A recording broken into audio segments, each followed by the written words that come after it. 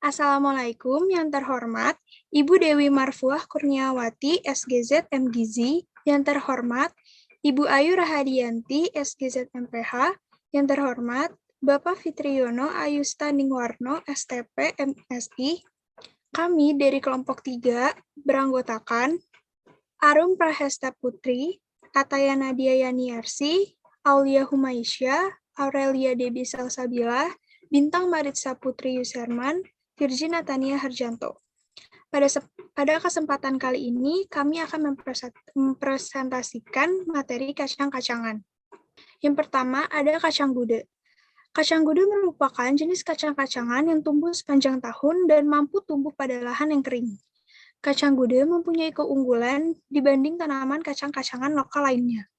Antara lain, toleran terhadap kekeringan, tahan rebah, dan polong tidak mudah pecah. Tetapi, peka terhadap hama perusak polong.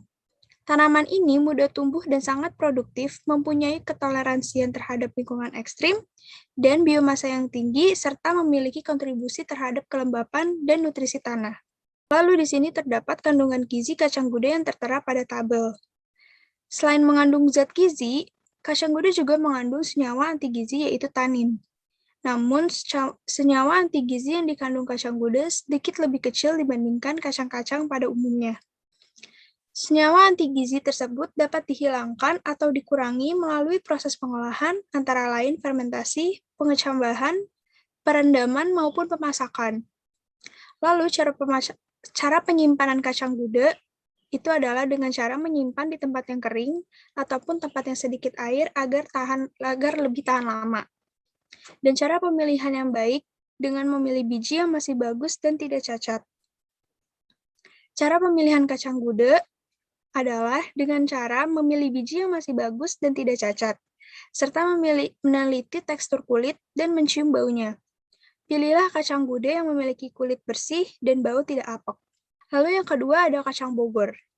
Di Indonesia, kacang Bogor telah lama beradaptasi dengan baik di wilayah Bogor dan bagian timur Jawa Barat, serta dikenal sebagai kacang Bogor atau Bambara groundnut.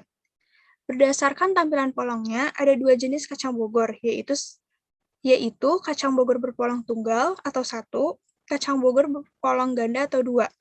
Kacang Bogor berpolong tunggal atau 1 ini, setiap rumpunnya menghasilkan polong yang dominan berbiji 1.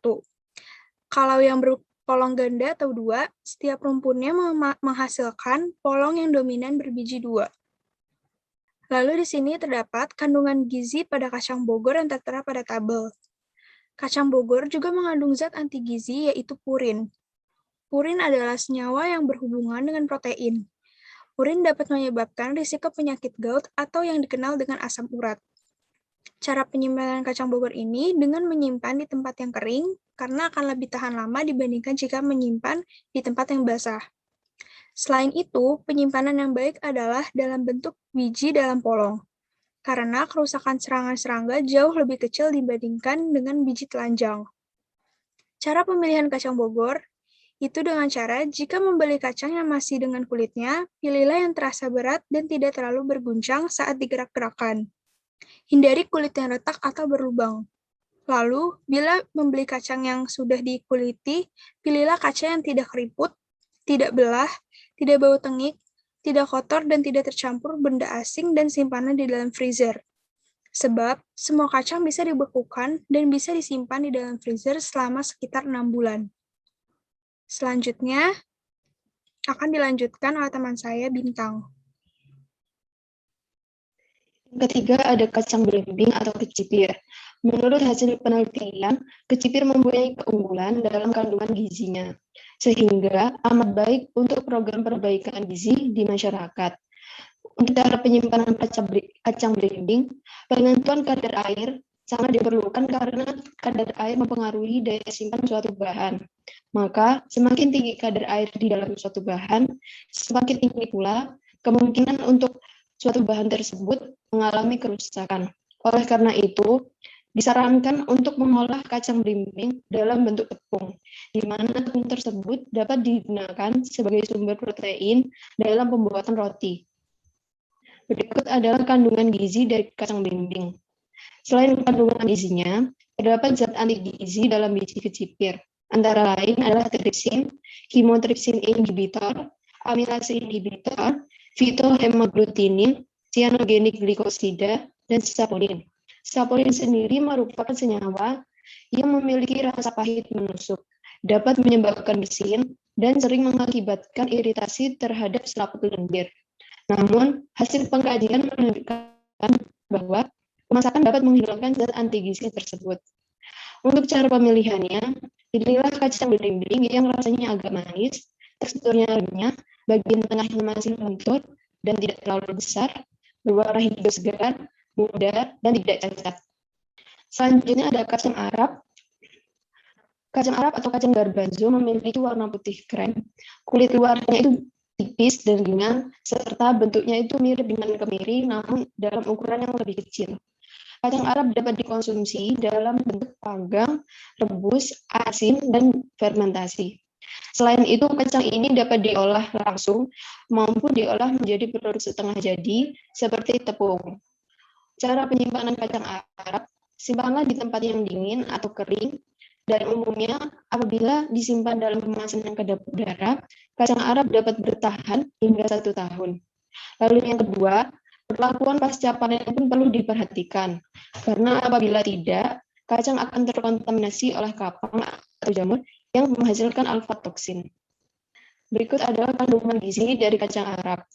Kandungan zat anti gizinya sendiri untuk kacang Arab itu rendah, namun umumnya kacang-kacangan itu memiliki zat anti gizi yang salah satunya adalah antitripsin. Antitripsin merupakan senyawa protein yang dapat menghambat aktivitas enzim tripsin atau mengganggu proses absorpsi protein di dalam saluran cerna. Untuk cara pemilihannya, pilihlah yang bentuknya sempurna, tidak kisut, tidak retak, tidak pecah, ataupun berlubang. Biasanya, kacang Arab cepat berubah menjadi bau tinggi atau tajam apabila disimpan terlalu lama atau dalam temperatur yang terlalu panas. Oleh sebab itu, disarankan untuk tidak membeli kacang Arab dalam jumlah yang sekaligus banyak dan simpanlah dalam keadaan kering. Lalu yang ketiga, belilah kacang yang utuh, bukan yang sudah dicincang atau digiling. Karena semakin kecil potongan kacang, maka semakin cepat pula bau tinggi itu muncul. Slide selanjutnya akan dijelaskan oleh Ataya. Kemudian ada lamtoro lokal atau Leucaena leucocephala. Lamtoro lokal merupakan tanaman sejenis perdu dari suku Fabaceae leguminosae polong-polongan. Lamtoro lokal memiliki beragam nama seperti petai Cina, petai selong, kemelandingan, atau kalandingan. Kemudian cara pemilihan lamtoro lokal yaitu pilihlah lamtoro yang segar, tidak layu, warnanya merata. Lamtoro segar berwarna hijau, sedangkan lamtoro kering berwarna coklat. Butirannya utuh, tidak berbintik coklat karena mungkin mengandung ulat di dalamnya, serta tidak memiliki bau atau bentuk yang aneh karena bisa saja sudah busuk. Kemudian cara penyimpanan lamtoro lokal yang baik yaitu simpanlah lamtoro lokal di tempat yang kering agar mengurangi kontaminasi kotoran, jamur, ataupun bakteri. Kemudian terdapat kandungan gizi lamtoro lokal yang dapat dilihat dalam tabel. Selain zat gizi, lamtoro lokal juga memiliki zat anti gizi yaitu mimosin. Mimosin jika dikonsumsi pada tingkat berlebih akan bertindak sebagai antagonis tirosin yang dapat menghambat kerja tirosin dan kegunaan enzim. Secara umum, efek negatif mimosin adalah kehilangan nafsu makan, pembesaran kelenjar gondok, performa reproduksi buruk, menekan pertumbuhan, dan kematian. Kemudian ada kacang kapri atau Pisum sativum L. Kapri merupakan tanaman yang termasuk dalam suku polong-polongan atau Fabaceae. Kapri masih satu jenis dengan ercis. Kapri termasuk dalam golongan tumbuhan sayur buah. Artinya, buahnya yang dimakan sebagai sayur dan tidak digolongkan sebagai buah-buahan. Cara menyimpan kacang kapri yang baik yaitu dengan meletakkan kacang kapri di wadah yang kedap udara, kemudian memasukkannya dalam lemari pendingin. Cara ini bisa membuat kacang kapri lebih awet dan tahan lama. Kemudian cara memilih kacang kapri yaitu pilihlah kacang kapri yang berwarna cerah, bentuknya kecil dan keras, serta mempunyai biji yang kecil dan datar. Usahakan jangan memilih kacang kapri yang sudah terbuka dan berwarna kekuningan. Berikut ini adalah kandungan gizi dari kacang kapri yang disajikan dalam tabel. Selain zat gizi di samping, kacang kapri memiliki zat anti gizi yang disebut dengan askorbase. Askorbase atau asam askorbat oksidase merupakan enzim yang hanya mengkatalisis reaksi oksidasi asam askorbat saja. Askorbase dapat mengakibatkan defisiensi vitamin C. Kemudian untuk slide selanjutnya akan dilanjutkan oleh Aulia. Kacang mentega ataupun Chosia armeniaca. Kacang mentega biasa disebut dengan nama kacang Amazon. Sesuai dengan nama latinnya, kacang ini berasal dari Amerika Selatan yang dikenal dengan nama peanut butter fruit. Secara fisik, kacang ini mirip dengan melinjo. Namun, tekstur kacang mentega sangat berbeda jauh dengan melinjo. Tekstur kacang mentega itu lembek dan dapat dimakan langsung. Bijinya juga dapat dikonsumsi setelah dilakukannya proses sangrai. Dalam pemilihan kacang mentega, yaitu pilihlah kacang mentega yang berwarna cerah, utuh, padat, dan kulit arinya mulus. Kedua, pastikan kacang tidak berbau apek, berjamur, serta sudah banyak bubuk-bubuk halus. Dan yang ketiga, penggorengan merupakan cara masak yang paling umum dalam pengolahan kacang mentega. Dalam kacang mentega terdapat kandungan gizi seperti yang tertera pada tabel. Meskipun kacang mentega memiliki banyak kandungan gizi yang baik, tetapi mengonsumsi kacang mentega sangat tidak disarankan dan merupakan pantangan terbesar bagi penderita asam urat. Hal ini dikarenakan pada kacang mentega terdapat senyawa yang bernama purin. Senyawa purin merupakan senyawa organik aromatik alami yang mengandung nitrogen dan akan diubah menjadi senyawa purin ketika masuk ke dalam tubuh. Cara penyimpanan kacang mentega yaitu dengan cara pilihlah kacang mentega yang segar dengan warna merah yang menyala atau sedikit gelap. Hal ini menunjukkan bahwa kacang mentega telah matang. Kedua, cuci bersih kacang mentega dengan air yang mengalir. Tiga, lalu angin-anginkan kacang mentega hingga tidak ada air yang menempel. Jika masih terdapat ranting pada kacang mentega, jangan dibuang, biarkan ranting yang tersisa melekat. Hal ini bertujuan agar kacang mentega tidak mudah terserang penyakit yang masuk lewat lubang bekas ranting. Selanjutnya, setelah kering, masukkan ke dalam kulkas dan letakkan pada rak yang khusus untuk buah-buahan. Selanjutnya ada kacang kedelai atau Glycine Max L. Merrill.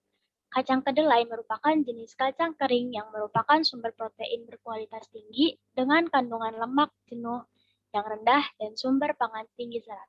Kedelai berfungsi untuk membantu dalam menyehatkan jantung dan mengurangi risiko terkenanya penyakit kanker. Hal itu karena di dalam kacang kedelai terkandung lemak tak jenuh yang berisi asam linolenat dan asam linoleat.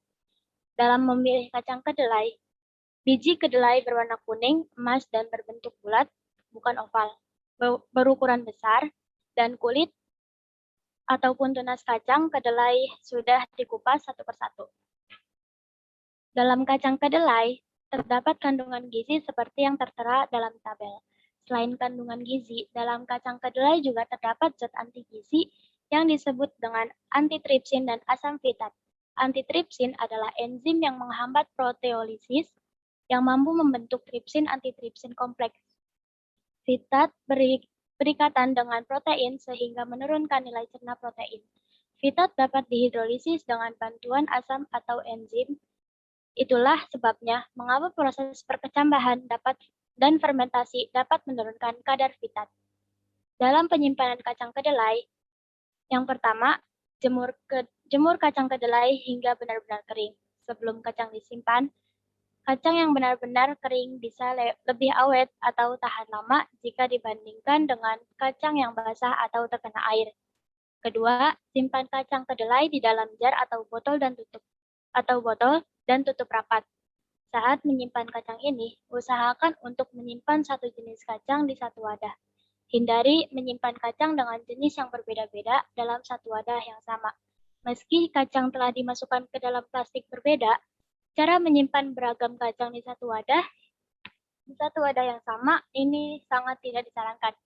Biji kacang juga bisa disimpan di lemari es. Caranya, masukkan kacang di wadah tertutup dan masukkan ke dalam lemari es Toples plastik lebih baik untuk menyimpan kacang di dalam lemari es. Selanjutnya dijelaskan oleh Debbie. Selanjutnya ada biji-wijen atau Samum indicum L. Biji-wijen dibagi menjadi 3, yaitu biji wijen putih, biji wijen hitam, dan biji wijen emas. Biji putih memiliki rasa halus dan dapat digunakan di semua hidangan yang menggunakan biji wijen. Biji hitam memiliki aroma yang lebih kaya dan aroma yang lebih kuat yang paling baik. Digunakan bersama bahan tebal lainnya agar tidak membanjiri hidangan. Biji wijen emas memiliki rasa yang kaya dan sering dimanfaatkan sebagai saus atau dressing seperti halnya wijen putih. Cara pemilihan biji wijen cukup mudah dan simpel, hanya dengan memilih biji wijen yang ukuran besar bijinya hampir sama dan memiliki warna terang atau tidak terlihat kusam. Biji wijen yang sudah kusam biasanya sudah terlalu lama dan aromanya kurang wangi. Jika ingin lebih garing, panggang atau sangrai sebentar dalam wajan panas. Simpan selalu dalam wadah kering bertutup agar aromanya lebih awet. Berikut adalah tabel kandungan dalam biji wijen. Dalam biji wijen juga terdapat zat antigizi yaitu oksalat. Kandungan oksalat pada biji wijen sangat tinggi. Jika mengonsumsi dalam jumlah tinggi, dapat menyebabkan nyeri otot, batu ginjal, dan vulvodynia. Kabar baiknya, kadar oksalat dalam bahan makanan dapat dikurangi dengan mencuci, memasak, atau merendam bahan makanan dalam asam.